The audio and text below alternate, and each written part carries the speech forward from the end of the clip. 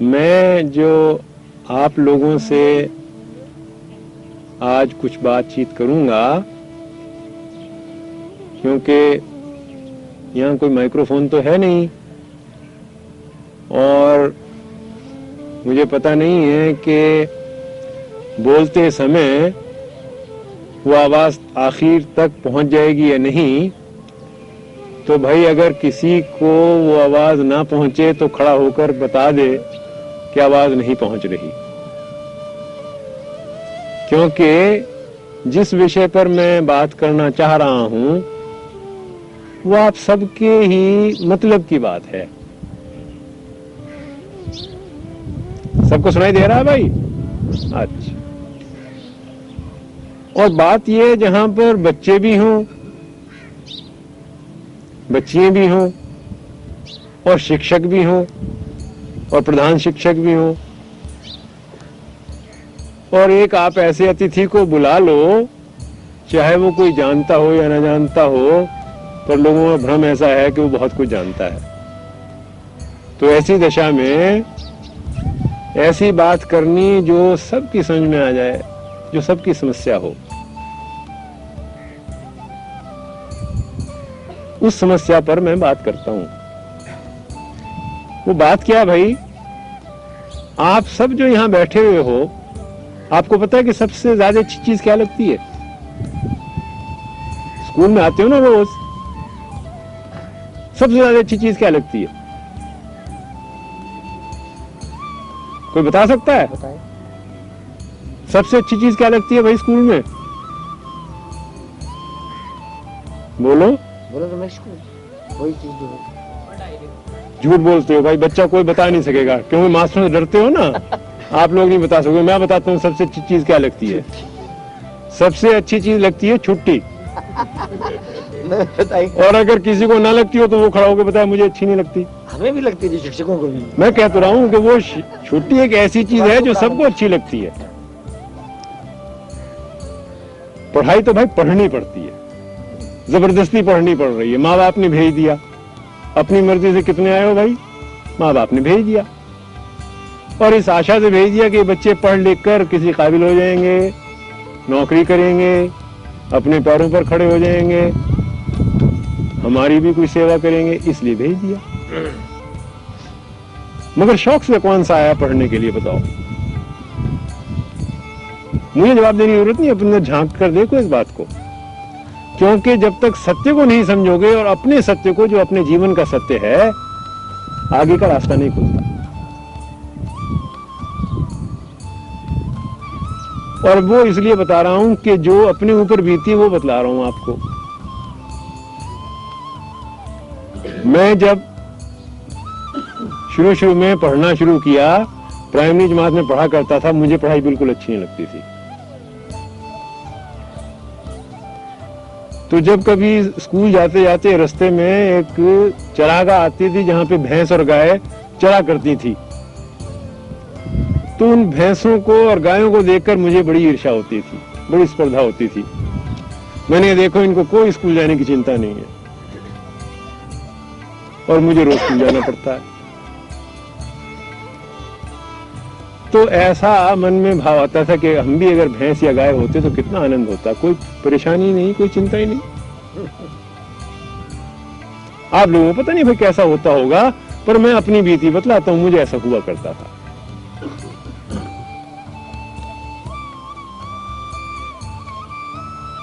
फिर जरा जब होश संभाली, प्राइमरी स्कूल में जब हाई स्कूल में पहुंचे और समझा कि अब हाई स्कूल जल्दी नजदीक खत्म हो जाएगा और बस थोड़े दिनों में पढ़ पढ़ाकर फिर हम इस छुटकारा पालेंगे पढ़ाई लिखाई से, तो जब अपने पिताजी की और चाचा जी की ओर देखा करता था, तो मैं सोचता था कि जिस दिन मैं अपने पिताजी की तरह हो जाऊंगा उस दिन बढ़िया बात हो जाएगी कि पिताजी को स्कूल नहीं जाना पड़ता, चाचा को स्कूल नहीं जाना पड़ता। तो मेरी सबसे बड़ी समस्या स्कूल की थी। पढ़ाई लिखाई में भाई मैं ठीक रहता था, ऐसी बात नहीं कि कभी फेल हो गया हूं। पढ़ाई लिखाई में मेरा नंबर बड़ा अच्छा आता था, फर्स्ट सेकंड आ जाया करता था, मगर पढ़ाई अच्छी नहीं लगी कभी। छुट्टी हमेशा अच्छी लगी, और अगर पढ़े भी तो इसलिए कि ठीक पढ़ लो ताकि एक साल में एक क्लास खत्म हो जाए, 2 साल ना लगाने पड़े।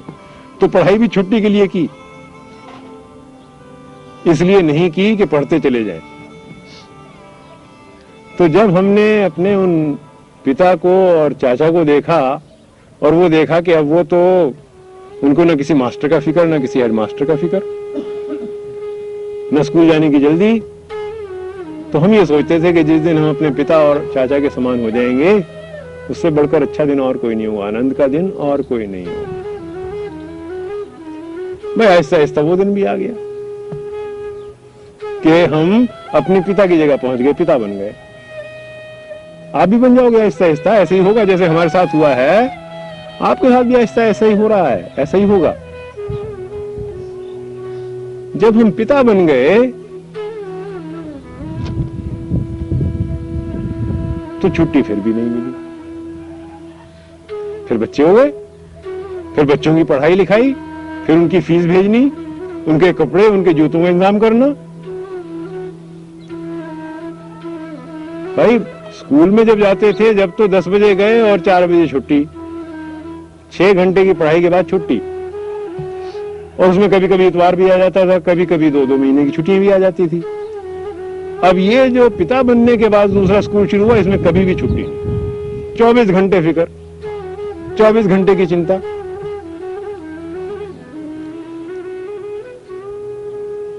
तो सवाल ये है कि छुट्टी हम सब चाहते हैं,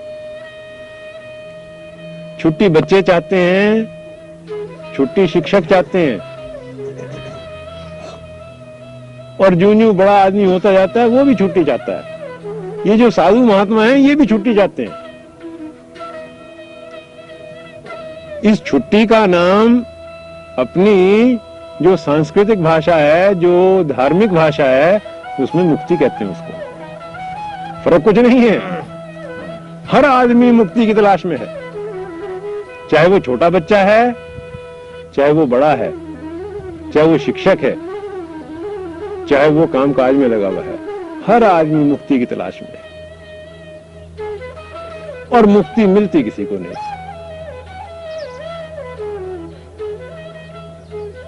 समझ आई बात? नहीं, छुट्टी मिलती किसी को नहीं। क्यों नहीं मिलती छुट्टी? बंधन क्या है ये समझना है।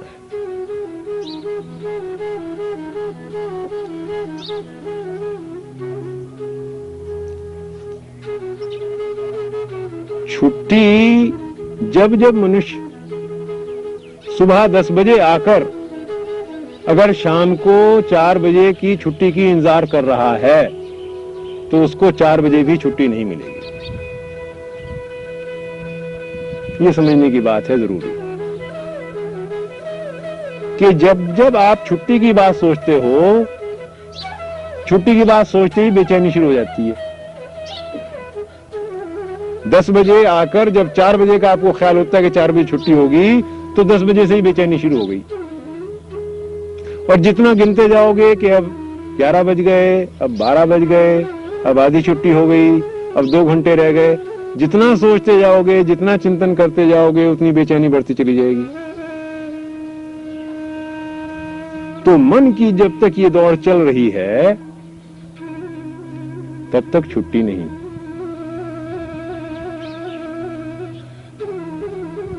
छुट्टी भविष्य में नहीं है, छुट्टी इसी क्षण है, अभी है। जो छुट्टी 4 घंटे के बाद या 6 घंटे के बाद या 2 साल में या 10 साल में या 20 साल में सोच रहा है, उसको छुट्टी नहीं मिलेगी। और भाई ये तो रही बच्चों की बात, मैं बड़ों की बात कहता हूं कि जो लोग छुट्टी की कल्पना ऐसी करते हैं कि 5 साल 10 साल भगवान का भजन करके मुक्ति मिल जाएगी, उन्हें भी छुट्टी नहीं मिलेगी। जो लोग ऐसा सोचते हैं कि अगर इस जन्म में नहीं मिली तो अगले जन्म में मिल जाएगी, और अगले जन्म में नहीं मिली तो उससे अगले जन्म में मिल जाएगी, उनको भी छुट्टी कभी नहीं मिलेगी। क्यों? कि जो भविष्य की सोच रहा है, जब चिंतन चल रहा है, जब आगे की सोच रहे हो, तो इस समय जहां बैठे हुए हो वर्तमान में बेचैनी पैदा हो जाती है।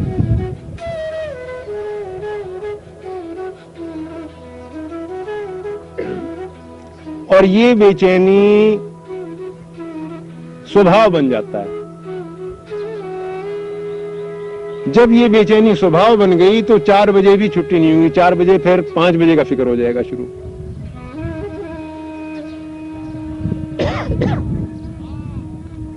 हम आपको अपनी बात बताते हैं कि जब हमने हाई स्कूल भी पास कर लिया और प्री मेडिकल भी पास कर लिया, उस समय एमबीबीएस डॉक्टर बनना बहुत बड़ी बात होती थी। तो हमने सोचा कि एमबीबीएस अगर जिस दिन बन जाएंगे उस दिन तो एक बहुत खास बात हो जाएगी। क्या खास बात हो जाएगी कि अभी तक तो मिस्टर कौशिक हो, उसके बाद डॉक्टर कौशिक हो जाओगे। बड़ी खास बात है भाई। दाखिला बड़ी मुश्किल से मिलता है मेडिकल कॉलेज में, मिलता शायद अब भी मुश्किल से ही है, पर जिस दिन खैर कोशिश कर करा के वो 5-6 साल में दाखिला भी हो गया और एमबीबीएस भी पास हो गए, डॉक्टर भी बन गए। और जिस दिन ये रिजल्ट आया कि डॉक्टर बन गए, बड़ी खुशी हुई उस दिन। मगर मालूम खुशी कितने दिन रही? 1 आध दिन। सही खुशी तो 5-7 मिनट ही हुई, पर 1 आध दिन उसका नशा चलता रहा उस खुशी का। खुशी तो 1-2 मिनट हुई। उसके बाद फौरन ये सवाल हुआ कि प्रैक्टिस कहां करोगे? प्रैक्टिस करने के लिए पैसा चाहिए, और जब तक ज्यादा पैसा होना, जब तक ज्यादा मरीज नहीं आते। क्योंकि ये संसार का जीव विचित्र हिसाब है कि यहां गुणों की कदर नहीं है भाई, यहां माया की कदर है। गुण को बहुत देर में पूछते हैं, माया अगर आपके पास हो, प्रोपेगेंडा कर लो, अच्छी खासी दुकान जमा लो, तो बहुत जल्दी काम चल जाता है। ये हमारा समाज ऐसा बन गया है जहां गुणों की कमी कोई, अब कीमत बहुत कम रह गई है। और इसीलिए गुण होते हुए भी आज आपको भाग दौड़ करनी पड़ती है, सिफारिशें लड़ानी पड़ती है, नहीं तो गुण होते हुए भी कोई नहीं पूछता। तो जब डॉक्टर बनने का हमें जो शौक था, जो खुशी थी, वो बहुत थोड़ी देर रही। अगले दिन फिक्र ये हो गया कि प्रैक्टिस कैसे चलाई जाए। और जब प्रैक्टिस जमानी शुरू की, फिर अब ये फिक्र के मरीज आने शुरू हो। मरीज ना है भाई, शुरू में कौन पूछता है नए नए डॉक्टर को? तो अब वो तो बात भूल गए, उसकी खुशी के डॉक्टर होने की खुशी क्या होती है, मरीज ना आने की चिंता पड़ गई। तो सारी खुशी रह गई ना डॉक्टर बनने की। तो और भाई एक दिन ऐसा हुआ कि मरीज भी बहुत से आने लग गए। जब मरीज बहुत सारे आने लग गए तो हमने ये देखा कि रात को अभी 10 बजे सोई हैं कि 12 बजे आके किसी ने फिर कुंडा खड़खड़ा दिया कि डॉक्टर साहब चलो मरीज। वहां से फारिग होकर आए हैं, 3-4 घंटे लगाकर वापस जब आए 4 बजे फिर किसी ने कुंडा खड़खड़ा दिया, डॉक्टर साहब चलो मरीज, बड़ा सख्त हालत खराब हो रही है। मैंने कहा हे भगवान मरीज मत भेज। तो वो जो मरीज ज्यादा आने लगे वही परेशानी हो गई। तो जब मरीज नहीं आते तो ये चिंता मरीज आए, जब ज्यादा आने लगे तो ये चिंता कि हे प्रभु ये आते रहेंगे तो तुझे सोना खाना कुछ भी नहीं मिलेगा। तो कोई है रास्ता जिससे आदमी सुखी हो जाए, शांत हो जाए? जब नहीं होता तो धन की चिंता, जब धन हो जाए तो इसको रखूं कहां, चोरों का फिक्र, बैंक फेल होने का फिक्र, इसे कहां लगाऊं कहां ना लगाऊं, बच्चों पे क्या प्रभाव पड़ेगा। तो गरीबी की अलग चिंता और अमीरों की अलग चिंता। चिंता नहीं मिटती मनुष्य की। और ये मुक्ति स्कूल से नहीं है भाई, किसी जन्म मरण से छुट्टी नहीं है। हमारे देश में ऐसा कहते हैं कि जन्म मरण से अगर मुक्त हो जाएगा मनुष्य तो मुक्ति हो जाएगी, ऐसी बात नहीं है। जन्म मरण की समस्या नहीं होती। आप किसी को तकलीफ याद है जन्म की, कि जन्म हुआ था आपको कितनी तकलीफ हुई? किसी को याद नहीं है। तो ये तो कहने की बात, लोग कहते हैं जन्म में बड़ी तकलीफ होती है, जन्म में भाई हुआ होगी तकलीफ, हमें तो याद है नहीं। और जब मरता है मनुष्य तो मरने में भी तकलीफ नहीं होती। क्यों? क्योंकि कुदरत ने एक ऐसा विधान बना रखा है कि जब तकलीफ ज्यादा बढ़ जाए तो आदमी बेहोश हो जाता है, होश ही गुम हो जाते हैं उसके। तो जब वो मरने लगता है तो वो बेहोश हो जाता है। तो अंत समय का कष्ट जो है जीव को नहीं होता, मरने वाले को नहीं होता, देखने वालों को होता रहे। पीछे जो रह जाए वो रोते रहे, उनको तकलीफ होती रहे, जाने वाले को तकलीफ नहीं होती। उसकी तकलीफ तो जब तक ही होती है जब तक कि उसकी तकलीफ इतनी ना बढ़ जाए कि वो बेहोश हो जाए। और ये कुदरत का असूल है कि तकलीफ बढ़ी नहीं और बेहोशी आई नहीं। तो तकलीफ उतनी ही जीव पाता है जितनी वो सहन कर सके, जितनी सहन नहीं कर सकता उसके बाद उसके छुटकारा हो जाता है उस तकलीफ से। तो भाई मरने और जीने का तो दुख नहीं है।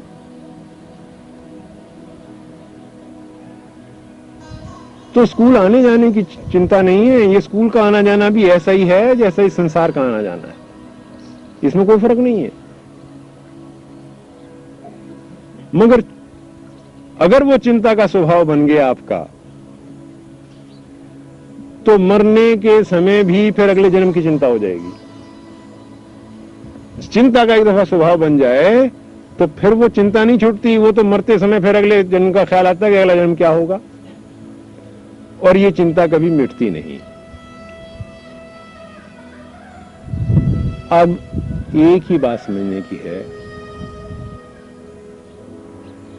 कि अगर आप छुट्टी चाहते हो, अगर आप मुक्ति चाहते हो तो छुट्टी को भूल जाओ,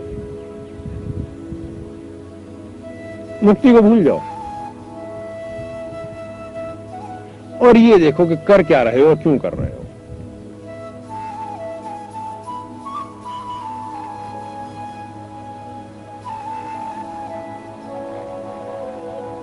मुझे वो अपनी प्राइमरी जमात का दृश्य अभी तक याद है कि शुरू में उस जमाने में पहाड़े हुआ करते थे और ऐसे नहीं छुट्टी होती थी 10 बजे या 4 बजे घंटी बजी और छुट्टी हो गई।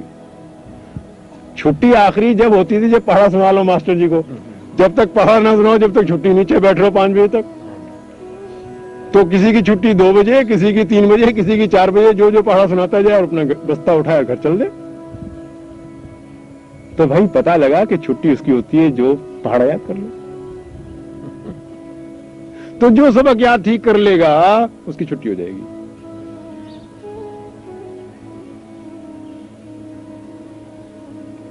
तो छुट्टी की चिंता छोड़कर अगर सबक की चिंता कर लो कि सबक याद पूरी तरह से कर लेना है तो छुट्टी हो जाती है, मुक्ति हो जाती है। जो कर्म भी करो पूरा मन लगा के करो, मन नहीं लगता तो मत करो। जो बहुत जरूरी समझते हो करना ही है उसको करो।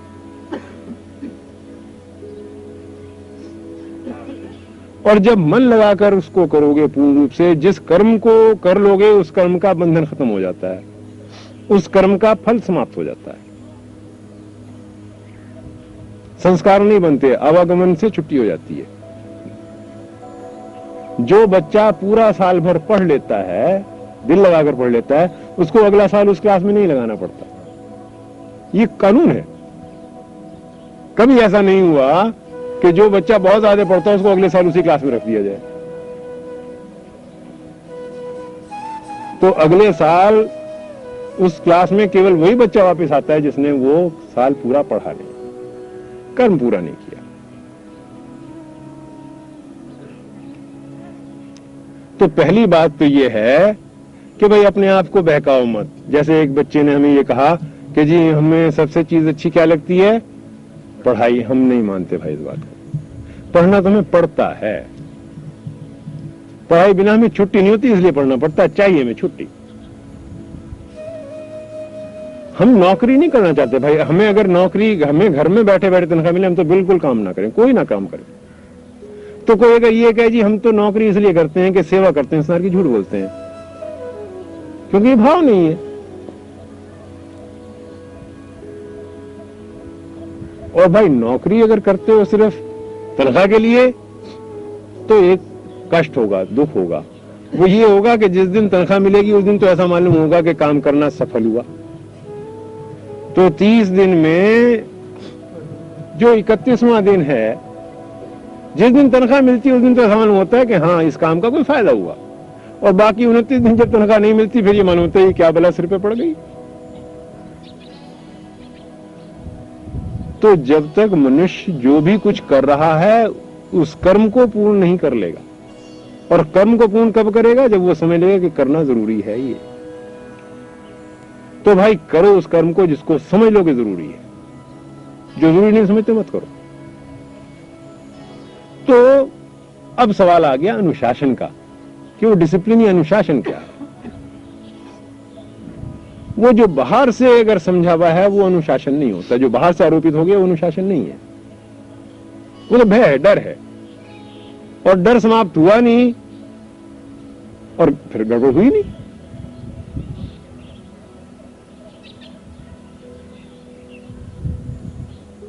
तो अनुशासन अंदर से पैदा होता है जब आप समझ लें कि जो कुछ आप कर्म कर रहे हैं वो आपको पूर्ण रूप से, सुचारू रूप से करना है और बिना किए इसके छुटकारा नहीं। जब तक छुटकारा नजर आ रहा है आप कर्म कर नहीं सकते पूर्ण रूप से। अगर मैं यूं समझूं कि बिना काम करे छुटकारा हो जाएगा तो नहीं करूंगा काम। और जब ये समझ में आ जाए कि ये काम करना जरूरी है, इसके बिना छुटकारा नहीं है, तो जल्दी जल्दी अपना काम खत्म करेंगे, पूरा मन लगा के काम खत्म करेंगे। तो पूर्ण रूप से मन को लगाना कार्य में, कर्म में, इसी का नाम योग है। योग और कोई चीज नहीं है। योग भभूति लपेटना या बाल मुंडाना या मूछ दाढ़ी बढ़ा लेने का नाम योग नहीं है भाई। लंबे लंबे सांस खींचने का नाम भी योग नहीं है। उल्टा सीधा लटकने का नाम भी योग नहीं है। वो तो कलाबाजी है, कोई भी कर सकता है। ये जो योग हठयोगी करते हैं, ये योगी तो सारे पशु नहीं करते। आपको पता, योगियों से, पशुओं से बढ़कर और बड़ा योगी कोई नहीं है, हठयोगी। कभी सोचा नहीं शायद आपने इस बारे में।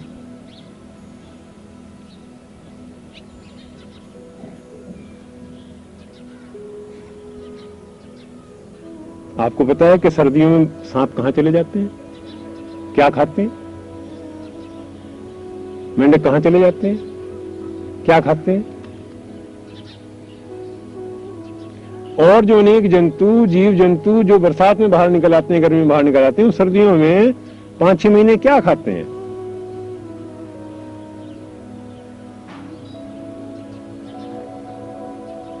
बिना खाए रहते हैं। बहुत कम सांस लेते हैं। तो वो जड़ समाधि में रहते हैं, क्योंकि अगर सांस लेंगे, चले फिरेंगे तो भोजन की जरूरत पड़ेगी। और अगर अपनी बाहर की क्रिया को शिथिल कर दोगे तो अंदर आवश्यकता कम हो जाएगी भोजन की।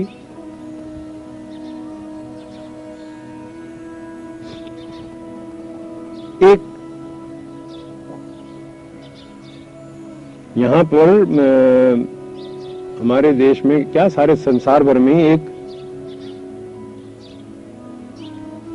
चेटा है, उसका नाम अंग्रेजी में तो उसको कॉकरोच बोलते हैं। वो लाल लाल किस्म के होते हैं और आमतौर पर जो आपके खाने पीने गोदाम हो, रसोई घर हो, उसमें आमतौर पर घूमते फिरते हैं। रात को खास तौर पर घूमते हैं उनकी तलाश में। चेटा होता है एक लाल लाल सा, उसके बड़े बड़े से पर होते हैं। तो वो जो कॉकरोच या चेटा है भाई, उससे बढ़कर योगी कोई नहीं है। क्यों योगी नहीं है? कि वो 5 महीने तक बिना अन्न खाए, बिना भोजन किए जीवित रह सकता है। आदमी के बस का नहीं है, उसको तो तपस्या करनी पड़ेगी, साधना करनी पड़ेगी। 5 महीने तक बिना भोजन के रहने के लिए उसको साधना करनी पड़ेगी। और चेंटे को, उसको कॉकरोच को, वो सहज सिद्ध है।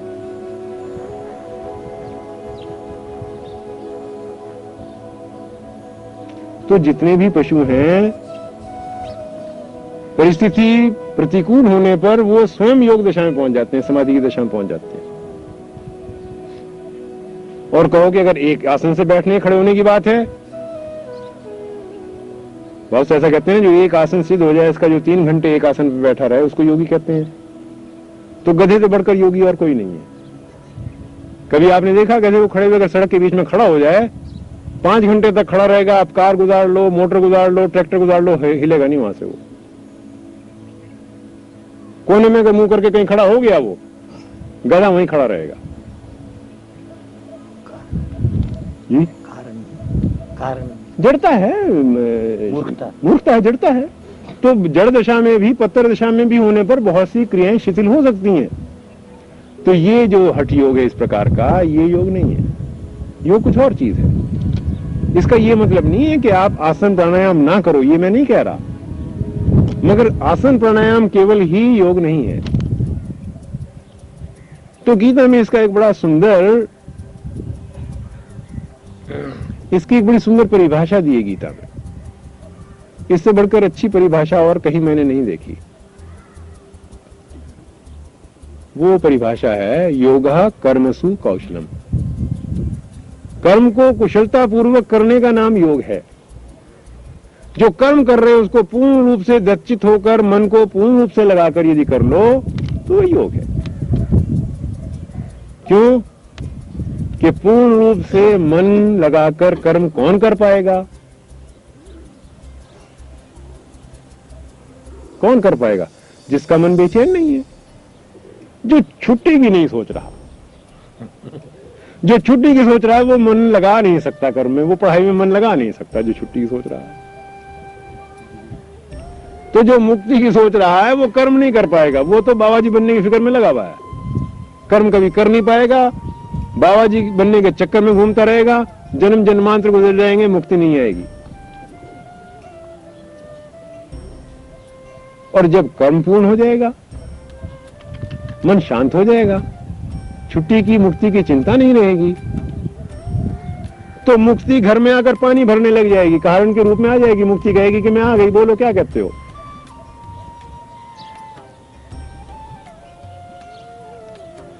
अरे भाई, यहां पर तो बड़ी एक हमारे यहां ऐसी परंपरा है कि प्रभु का चिंतन करो, भजन करो।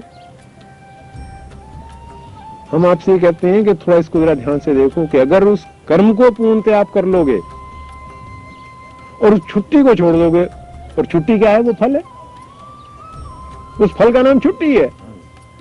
तो जब उस फल को तुमने छोड़ दिया, उस छुट्टी के ख्याल को छोड़ दिया, छुट्टी तो अपने आप आएगी, फल तो अपने आप आएगा, उसको खींच के लाने की जरूरत नहीं है। तो कर्म में जब मन स्थिर हो गया, जब मन की चंचलता समाप्त हो गई, मन एकाग्र हो गया सहज भाव में। देखो, त्राटक करके मन सहज भाव में स्थिर नहीं होता। अगर आप कहो कि मैं चंद्रमा पर देखकर अपने मन को एकाग्र करूंगा, अगर आप कहो कि मैं एक बिंदु पर अपने मन को एकाग्र करूंगा, किसी मूर्ति के ऊपर अपने मन को एकाग्र करूंगा, किसी गुरु की मूर्ति पर मन को एकाग्र करूंगा, करते रहो, उसमें हठ होगा, उसमें अंतर्दमन होगा, अंतर्द्वंद होगा। मन कहीं और दौड़ रहा हो तो खींच खींच के लगाना पड़ेगा। तो ये एकाग्रता का मार्ग नहीं है, ये ध्यान समाधि का मार्ग नहीं है।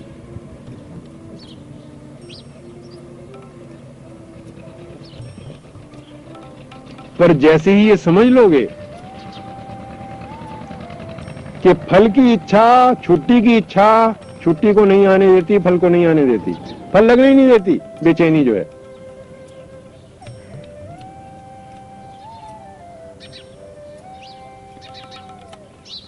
कर्म को पूर्ण रूप से दक्षित होकर कर लेना ही मुक्ति है। तो कर्म ही फल बन जाता है, कर्म करने ही का आनंद आता है। जब कर्म का आनंद आने लग जाएगा, पूर्ण योग सिद्ध हो जाएगा। और जब ऐसी दशा आ जाएगी मन की, जब कर्म में मन लगने लग गया, मन की चंचलता मिट गई, सहज भाव में, बिना किसी भाव दौड़ के, बिना किसी हलचल के, तो जैसा मैंने कहा कि मुक्ति पीछे पीछे दौड़ेगी। मुक्ति की तरफ आपको जाना नहीं पड़ेगा, मन को दौड़ना नहीं पड़ेगा मुक्ति की ओर। बात तो है बहुत बड़ी सी कहने की, पर बहुत सरल और सहज है। जिसको आप प्रभु, जिसको आप ईश्वर कहते हो, जिसको भगवान कहते हो, उसकी ओर भी मन को दौड़ना नहीं पड़ेगा, प्रभु स्वयं आके पीछे पीछे दौड़ेगा।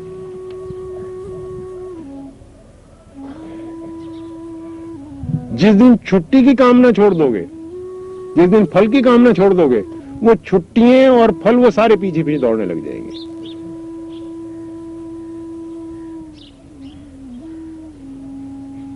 और ये बात मैं आपको कोई पढ़ी लिखी बात नहीं बता रहा, अनुभव की बात बता रहा हूं। हमें प्रैक्टिस करते थे यहां पर डॉक्टरी की सोनीपत में, 17 साल प्रैक्टिस की है। 4 साल से जब से प्रैक्टिस छोड़कर हम घूम रहे हैं देश विदेश में। आजकल हवाई जहाज में सफर करने में बहुत पैसा खर्च होता है, मामूली सी बात नहीं, बैल गाड़ी का या बस का सफर नहीं है।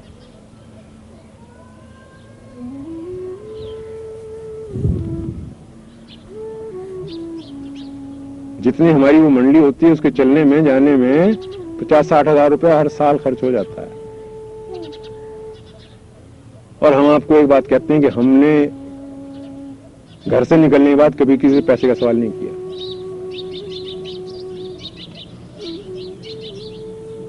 हमने पैसा किसी से मांगा नहीं। अगर हमारे पास खाने को भी नहीं हुआ, हमने किसी से ये नहीं कहा हमारे पास खाने को नहीं है शाम के लिए। और हम आपको ये बताते हैं कि जहां भी कहीं हम गए, हर एक इंतजाम तो पूरा मिला बिना मांगे।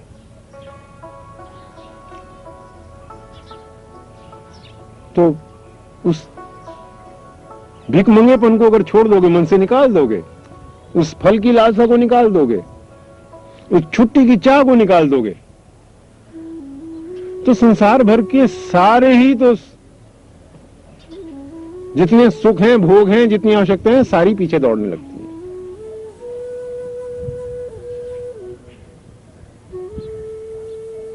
और जब तक छोटा सा मन लेकर घूमते फिरोगे, हर जगह हाथ फैलाते फिरोगे, कुछ नहीं मिलेगा भाई। और अगर कोई देगा भी, हाथ फैलाने पर अगर कोई देगा भी दूध आपको, तो मींगन डाल के देगा, प्रेम से नहीं देगा कोई। भीख मंगे को कोई प्रेम से नहीं देता। अगर वो देता भी है तो वो कहता है बला टाल, चल निकल यहां से, जा भाई दूसरे घर चल, ले पीछा छोड़।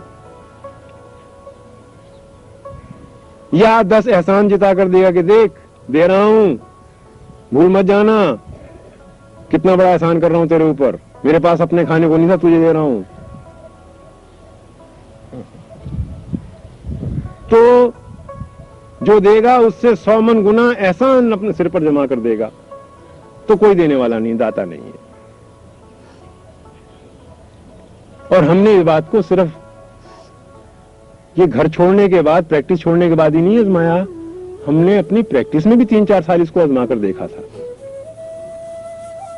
एक बार की हम आपको आज बताते हैं और इसके बाद मैं बात खत्म करूंगा क्योंकि समय काफी हो गया है।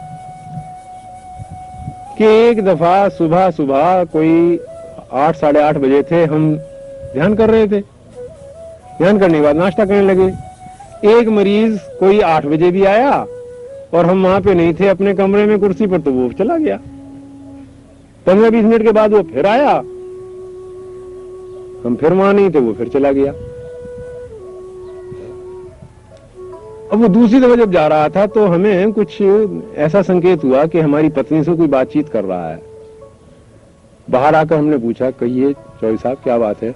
अजी क्या बात है, आप जगह पर ही नहीं मिलते अपनी, क्या बात है, कुर्सी पर ही नहीं मिलते?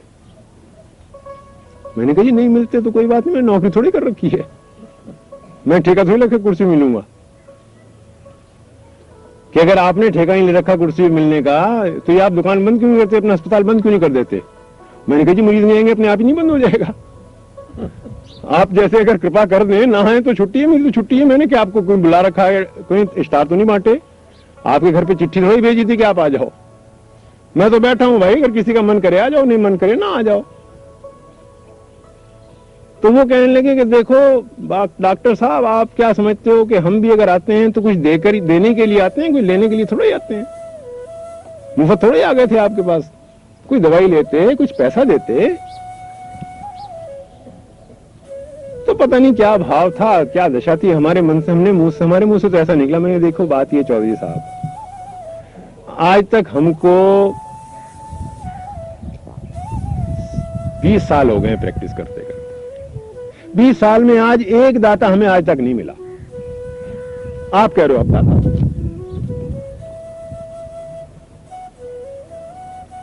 वो कहिए क्या मतलब? मैंने कहा जी मतलब ये कि अगर किसी से कहा, किसी ने पूछा जी दवाई के पैसे, मैंने कहा जी 1 रुपया, यूं कि जी लो 1 रुपया।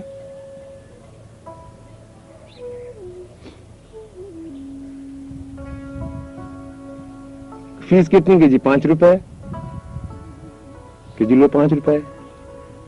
ऐसे तो कई मिल गए, यूं कि जी 5 की बजाय 4 ले लो। ऐसे भी कई मिल गए जो जी रुपए की बजाय 12 ने ले लो। ऐसा आज तक नहीं मिला यूं कि जी 5 रुपए फीस है, ये लो 10। ऐसा कोई नहीं मिला कि अच्छा दवाई की अगर कीमत 1 रुपया, ये लो 2 रुपए। ऐसा एक नहीं मिला। दाता तो वो होता है जो हिसाब किताब ना करे। भाई सौदागर मिले हैं, सारे सौदा खरीदने और बेचने वाले मिले हैं, दाता कोई नहीं मिला। दाता सिर्फ एक है, जिसके भेजे हुए आप जैसे लोग आ जाते हैं। और अगर आपको कहीं ये घमंड हो गया कि आप दाता हो, तो कृपा करो, मुझे आपका धन नहीं चाहिए, कि दाता तो एक ही है। तो ये तो जब वो कुछ छेड़छाड़ हो रही थी, हमारी पत्नी पीछे दरवाजे के पीछे सुन रही थी। वो कह रही देखो सुबह सुबह का वक्त है, सुबह के सुबह ग्राहक को, मरीज को ऐसे नहीं करना चाहिए, अशुभ होता है। कोई काम पर आए, दुकान पर आए, सुबह सुबह उसको ऐसे कह देने से वो चला जाएगा, लक्ष्मी नाराज हो जाती है, लक्ष्मी नहीं आती। मैंने कहा बात यह है कि मरीज तो हमने वापस नहीं भेजा, जो दाता बनकर आया था उसको वापस भेज दिया। मरीज तो कितने आ जाए, मरीजों को वापस नहीं भेजते। पर जिसको दाता होने का भ्रम हो गया, उससे हम क्या लेंगे। हम आपको ये बताते हैं, बड़ी हैरानी की बात है कि उस दिन हमारे पास रोज से ज्यादा मरीज आए, रोज से ज्यादा पैसा आया। शुभ दिन था, वो शुभ दिन हुआ जिस दिन सच्चे दाता के ऊपर लगन लग गई। और जब तक ये मनुष्य के ऊपर लगी हुई है कि ये देगा और ये देगा, कोई नहीं देता। और अगर कोई देता है तो दूध में मींगन डाल के देता है, खीर खिलाता है तो जूते में डाल के देता है कि खा ले खीर, पर जूते में डाल के दूंगा। तो भाई आप लोगों से मैं केवल एक ही बात कहता हूं कि ये आजमाई हुई बात है, और आप आजमा कर देख सकते हो, जो भी चाहे आजमा सकता है इस बात को, कि अपना कर्म करो, जो आप समझते हो जरूरी उसको करो पूर्ण रूप से। और जो चीज गलत है उस गलत के साथ समझौता मत करो, झूठ के साथ समझौता मत करो, क्योंकि आदमी घबरा कर डर के मारे झूठ के साथ समझौता कर लेता है।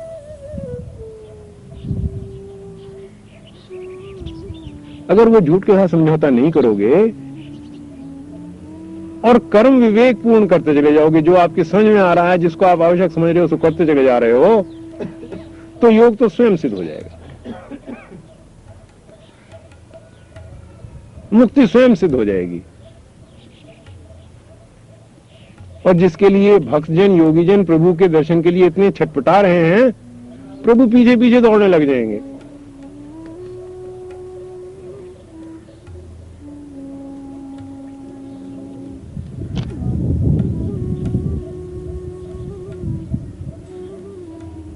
समझ में आई ये बात? तो इस बात के ऊपर मनन करना, चिंतन करना, अपने जीवन में इसको उतारना। अगर इस थोड़ी सी बात पर चल पड़े भाई, तो बहुत दूर आगे तक जाओगे। क्योंकि आज हमारे इस समाज में और देश में जो भावना है वो सो गई है।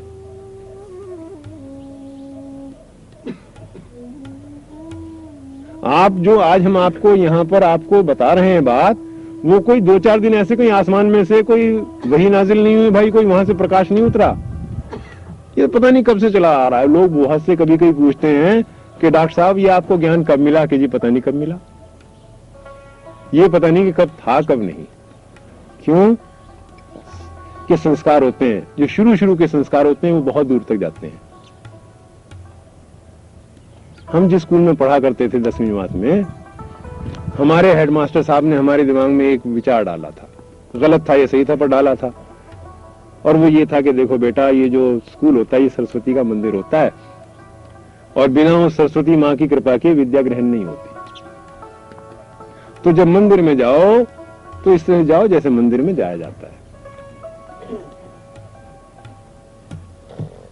तो हम एक दिन स्कूल में साइकिल पे चढ़े जा रहे थे, वो हेडमास्टर साहब ने देख लिया, उसको तो कुछ नहीं बोले। वो बाद में कहने देखो भाई, मंदिर में कभी कोई साइकिल पे चढ़कर नहीं जाता, बड़े बड़े राजा महाराजा आते हैं वो भी अपनी सवारी बाहर छोड़ देते हैं। तो उस दिन के बाद से फिर स्कूल में हम साइकिल पर नहीं चढ़कर चले। तो ये जहां भावना है, जहां वो पवित्रता की भावना है, वहां पर ज्ञान तो अवश्य आएगा। हम अपनी क्लास में बहुत होशियार हुआ करते थे, नंबर अच्छे आते थे। तो एक दफा हमारे हेडमास्टर साहब ने कहा कि भाई 10वीं जमात में आप ये, एक बुढ़े मास्टर जी, रिटायर्ड मास्टर जी आ गए थे, इनसे आप ट्रांसलेशन और कंपोजिशन करवा लिया करो, ये आपको और दक्ष बना देंगे, आपका हाई स्कूल में वजीफा जरूर आएगा। एक दिन हम उनके पास गए, हम तो अपनी तरफ से बड़ा अच्छा लिख कर ले गए थे, पर 10वीं जमात के बच्चे चूंकि उस तरह का लेख लिखते नहीं है, कंपोजिशन लिखते नहीं है, तो वो मास्टर जी ने पढ़कर ये कहा कि नकल कहां से की है तुमने। हमें बड़ा दुख हुआ। हमने कहा अभी इस मास्टर की क्लास में हम नहीं आएंगे। हम नहीं गए। तीसरे दिन वो हमारे हेडमास्टर साहब ने फिर हमें देखा कि उस क्लास में हम नहीं जा रहे। उन्होंने फिर हमें बुलाया कि क्यों भाई, वो बुढ़े मास्टर की क्लास में नहीं जाते। मैंने कहा क्या जाए, वो तो यूं कहते हैं कि नकल करके लाए हो। जब मास्टर जी को इतना ही समझ में नहीं आता कि हम नकल करके लाए हैं या अपना खुद लिख के लाए, तो उनकी क्लास में क्या जाए। तो उन्होंने फिर समझा कि देखो भाई, बात यह है, गुरु गुरु ही होता है, वो कैसे ही हो, तुमसे छीनेंगे तो कुछ नहीं, कुछ ना कुछ देंगे ही। अगर तुम उनकी क्लास में जाओगे, उन्होंने कुछ भी कहा हो, छीनेंगे कुछ नहीं। और तुम्हारे मन में अगर ये भाव है कि वो गुरु हैं, तो तुम्हें कुछ ना कुछ अनुभव, तुम्हें कुछ ना कुछ प्राप्त भी अवश्य होगा। तो हम उनकी क्लास में जाने लगे। तो सवाल यह है कि आप जिस किसी चीज को भी मानते हो, उसमें सच्चाई ले आओ भाई। किसी मंदिर को मानते हो, उस मंदिर में सच्चाई ले आओ। किसी संबंध में सच्चाई समझते हो, तो संबंध में सच्चाई ले आओ। अगर किसी मंदिर में जाते हो तो वहां आदर भाव से जाओ, सत्कार से जाओ, मन को शुद्ध करके जाओ, पवित्र करके जाओ, सच्ची भावना लेकर जाओ। अगर स्कूल में आप आते हो, सुबह को सच्ची भावना लेकर आओगे कि मैं मंदिर में जा रहा हूं सरस्वती के, और ये 6 घंटे जो 4 घंटे मैं यहां पढ़ूंगा, ये तपस्या है। अगर आप ये भाव को ला सकते हो, तो आप देखोगे कि मेहनत जितनी करोगे, मेहनत से ज्यादा आपको फल मिल जाएगा। ये करके देख लो, भावना लाओ। अगर ये समझते हो कि माँ बाप की इज्जत करनी चाहिए, सेवा करनी चाहिए, तो करो सेवा उनकी। अगर वो गलत सलत बात भी कभी कह देते हैं तो कोई बात नहीं, सुन लो। क्योंकि गलत सलत अगर कह रहे हैं तो वो ख्याल में कह रहे हैं कि भाई आपके शुभ में, हो सकता है कि शुभ में ना हो, पर उनकी भावना सच्ची है, भावना उनकी गलत नहीं है। तो आपके अध्यापकों की, मास्टरों की, माता पिता की भावना गलत नहीं है। तरीका उनका गलत हो सकता है, कोई बात उनकी कोई गलत हो सकती है, पर भावना गलत नहीं है। और जहां भावना की पवित्रता है, वहां शुभ होगा, अशुभ नहीं हो सकता।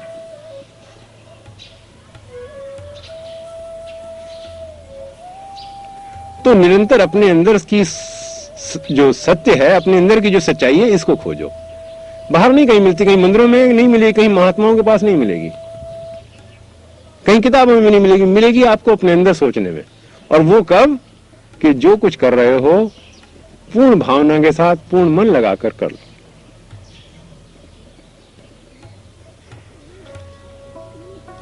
तो बात यह भाई कि आज का सुबह का ऐसा शुभ अवसर है कि आप सब लोगों से मिलने की ये जो परिस्थिति पैदा हुई, सौभाग्य पैदा हुआ, ये बहुत आनंद का विषय है। और आनंद का विषय यूं है क्योंकि मुझे बच्चों से बात करके बड़ा मन खुश होता है। क्यों होता है कि देखो, बच्चा अगर एक भी इस बात को समझ गया, कोई सा, आप इतने पता नहीं 200-300 बच्चे हो, इनमें से अगर एक बच्चा भी मेरी बात को समझ गया, तो मैं समझूंगा कि मेरा यहां आना सुकार्थ हो गया। अगर एक बच्चा भी समझ गया तो, अगर एक जीवन भी बदल गया तो, और अगर एक का जीवन बदल गया तो एक जीवन कई जीवन को बदल देगा। समाज का कल्याण ऐसे ही होता है। अगर आप अपने उत्तरदायित्व को समझोगे, अपने जीवन को बदल दोगे, तो वो प्रकाश फैलेगा चारों ओर।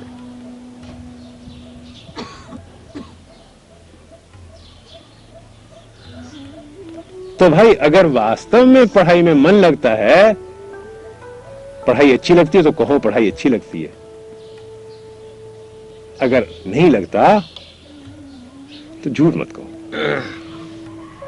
झूठ से बचो भाई। झूठ वो है जो अपने अंदर का झूठ है, बाहर का झूठ नहीं है। क्योंकि जो अपने अंदर के झूठ को पहचान लेगा वो उस झूठ से मुक्त हो जाएगा।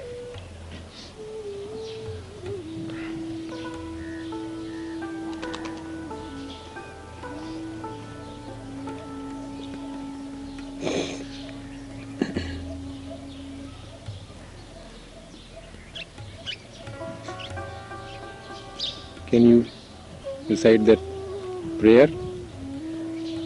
सर्वे। अच्छा भाई, तो ध्यान से एक प्रार्थना है, उसको ध्यान से सुनो।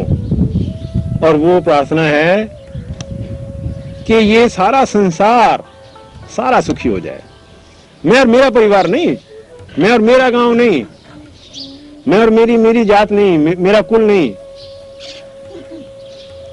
मेरा देश नहीं, सारा संसार, देश के विदेश के सारे सुखी हो जाएं, सबको आनंद मिले। ये प्रार्थना है। और हमारे देश की और हमारी संस्कृति की एक की महती भाव वो रहा है, इसका एक बहुत ही इसकी महती एक भावना रही है हमारी संस्कृति की, कि इसने कभी किसी विशेष वर्ग का, किसी विशेष ग्रुप के कल्याण को नहीं मांगा, सारे संसार के कल्याण को मांगा। और जब तक सारे संसार के कल्याण को नहीं मांगोगे, अपना अपना मांगोगे, तो फिर कोई छीन के ले जाएगा। पर अगर सारे सुखी हो जाएंगे, फिर कौन किसका छीनेगा? तो इसीलिए प्रार्थना है कि सबको सुख हो।